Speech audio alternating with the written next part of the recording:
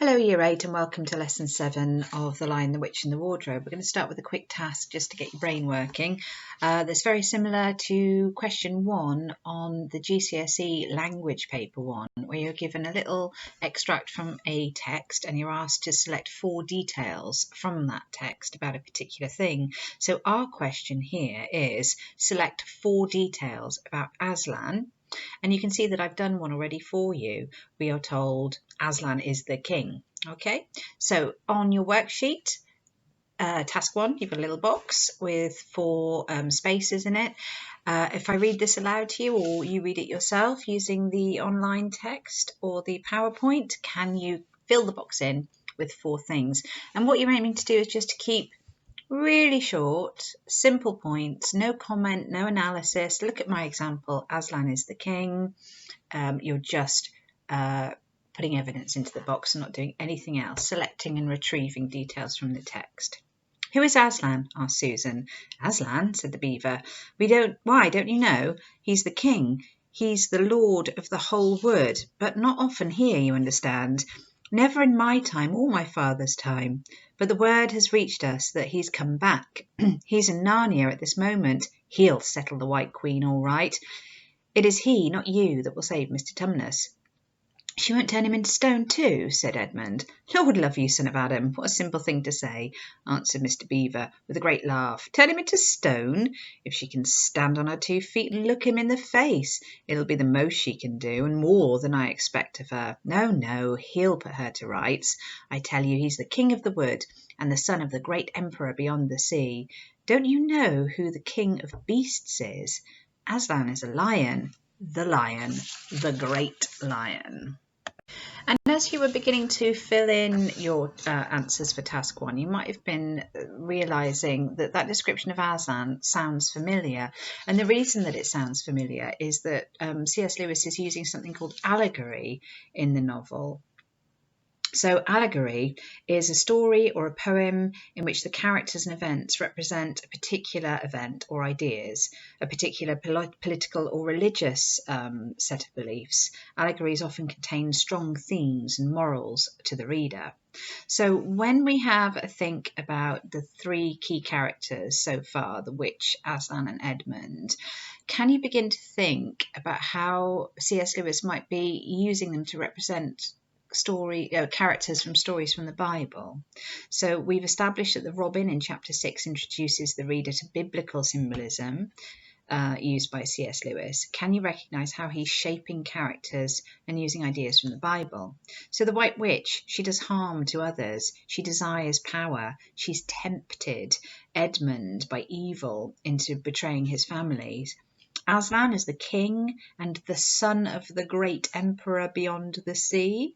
Nobody but him will save Narnia, and he's not there very often. And Edmund has a negative personality. He's greedy, he's unkind, and he has been tempted by the queen to do evil with a promise of reward. So I wonder if you can think about which 3 characters from Bible stories Stevenson, I've been teaching year 10 all day. C.S. Lewis is using allegorically. Now, if C.S. Lewis is doing his job properly, it should have been very, very easy to recognise that the White Witch is standing in for the devil or Satan, Aslan is standing in for Jesus, and Edmund might have been the more tricky one. But we need to do a little work on the role of Judas Iscariot in the Bible, if we're going to understand Edmund in enough detail.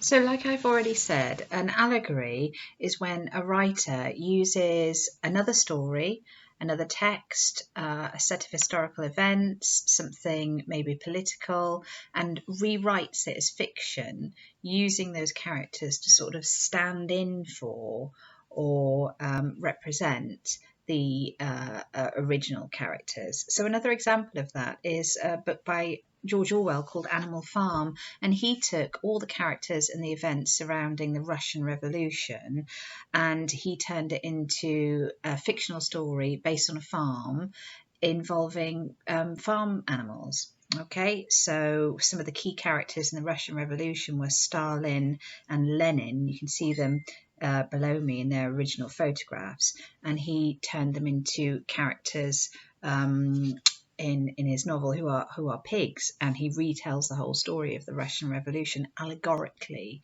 using these pig characters. And of course the Bible's a good one to use, because we've already talked about how it's such a widely known text that writers can use it and feel confident that the reader will understand and make those links. Now, to really understand the character of Edmund, you need to know a little bit about Judas Iscariot. So if you're not very confident with who he was in the Bible and the key events that he's associated with, can you stop this video now and have a look at the YouTube clips that I've attached? Okay, it's time to read chapters 9 and 10, and once again I've included an online edition of the text and links to the audiobook with the timing of each chapters. Remember, don't just rely on the audiobook, you need to be reading the text as well. You'll be needing to pull key quotes out. So enjoy chapters 9 and 10. So you're going to do some work on allegory now, and I'd like you to choose either the White Witch or the character of Edmund, and you're going to be making some links between the character in the Bible and what the character in the book is doing. So if you need to go back to the very beginning of the PowerPoint, you had a slide with some information about each of the characters, and that might be useful. Hopefully you've just watched the videos about Judas Iscariot as well, so that should be fresh in your mind. So on your worksheet, task 2, write the name of the character in the Bible, write the name of the character in the novel, and then see if you can jot down what that character is sort of famous for in the Bible story, and then how C.S. Lewis has used that idea and used it allegorically in the novel. Okay, so complete that planning sheet then. Okay, and as a challenge then, what I'd like you to do is trying to put those ideas into a really good P paragraph, point, evidence from the text, explanation. And I've given you some sentence starters to help you. Okay, so you just need to fill in the blanks with your own ideas there. In the novel, C.S. Lewis uses biblical allegory to create the character from the novel, and then insert which character you're looking at, who is very similar to, insert the name from the Bible. So you might have to create the character from the novel Edmund, who's very similar to Judas Iscariot from the Bible. In the Bible, this character is most well known for, and then a little bit of explanation what they do. In the novel, the fictional character behaves in a very similar way. So make it clear that you understand the link between the two. Now, you always need evidence in a P paragraph. So can you pull out a quote that proves your character does that particular thing? So you might have talked about the fact that, you know, both Judas and Edmund are victims of temptation, aren't they?